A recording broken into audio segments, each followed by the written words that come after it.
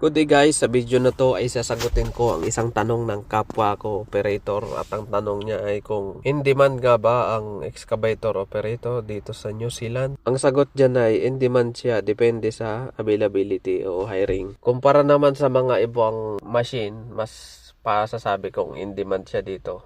Multipurpose ang excavator, alam naman natin yan. Pwede siyang maghukay, pwedeng maglifting, pwede ring pambuhat. Ano daw, yun na nga, lifting pambuhat. Pwede din siyang pang compact, marami pang ibang attachment na pwedeng gamitin. Kagaya na lang sa aking trabaho, ang trabaho ko ay sa scrap metal yard. May attachment siyang grapple, yun ang tinatawag na material handler. At sa iba ko namang nakikita dito ay ginagawa pa nila minsan pang barena sa lupa. Meron din akong nakita na merong compactor, plate compactor na ikinakabit. At meron pa akong nakita na ginagamit siya sa logging.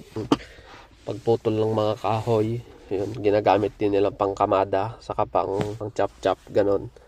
Kaya napaka-in-demand niya talaga sa trabaho. Mas marami akong nakikitang excavator dito kumpara sa mga iba pang heavy machineries gaya ng bulldozer saka grader. Kasi yung excavator pwede rin pangpatag, no? At yun, pantulak ng lupa. Marami siyang purpose, kaya para sa akin in-demand siya. At isang advantage na rin kung marunong kang mag-drive, kasi meron ditong mga excavator na maliliit lang na dinadala kung saan-saan. Sila na rin yung nagdadrive ng trailer na pinagkakargahan ng kanilang excavator. Yun lang naman yung base sa mga naoobserbahan ko dito. At kung balak mo rin dalhin yung pamilya mo dito, malaki din yung chance na madala mo, kasi nga pwede nang sponsor ng partnership visa ang excavator operator na category. Hindi ko lang kabisado kung ano yung mga requirements, pero mas malaki na yung chance ngayon na makapag-sponsor ka ng partnership visa. Pero para sa akin naman mas magandang mauna ka muna dito, tas observe mo muna yung situasyon, kung kaya ba ng sahod mo o kung tingin mo ba ay magkakaroon ng trabaho yung misis mo. Kasi kung tayo lang na ang magtatrabaho, medyo maaalangan ka sa cost of living. Medyo mataas yung cost of living sa bahay pa lang, plus mo pa kung may mga anak na kayo na kasama. Yun naman ay base lang sa aking obserbasyon. Pagka ikaw lang yung nagtatrabaho sa pamilya nyo, medyo mabigat talagang pasanin yun. Depende na lang kung mataas yung offer na nakuha mo. At kung ikaw naman boss ay nandyan pa sa Japan at balak kang mag cross country, hindi ko kabisado yung proseso kung paano yun. Kung pauwi ka naman na, pwede ka nang magpasa-pasa ng requirements sa mga agency via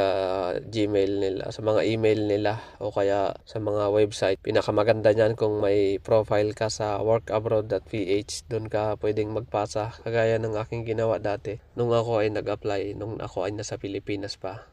Para less hassle, sa work abroad ako nag-a-apply, nagpapasa. Lagi akong tumitingin ng mga updates ng mga agency. At pag doon mo talaga nakita, legit talaga yon. Sa kabilang banda, kahit na in demand siya, pagka walang hiring, wala rin. So, depende pa rin sa availability nung trabaho, nung bakanting posisyon. Abang-abang ka lang sa mga post website nila. Kasi sa Seek Jobs, tinitingnan ko, maraming mga hiring, karamihan mga digger operator, ganyan. Marami ako nakikita. Kaso yun kasi para sa mga nandito na, sa mga residents na sa New Zealand. Ko sure kung nag-i-sponsor sila ng immigrants. Kadalasan na nakikita ko dun sa Seek Jobs na location, puro qualify lang nila yung mga nandito na sa New Zealand. Kaya sagot ko yung tanong mo boss. At yun lang. So, maraming salamat sa panonood at pag-subscribe sa Japan. At see you when I see you dito sa New Zealand. Bye-bye.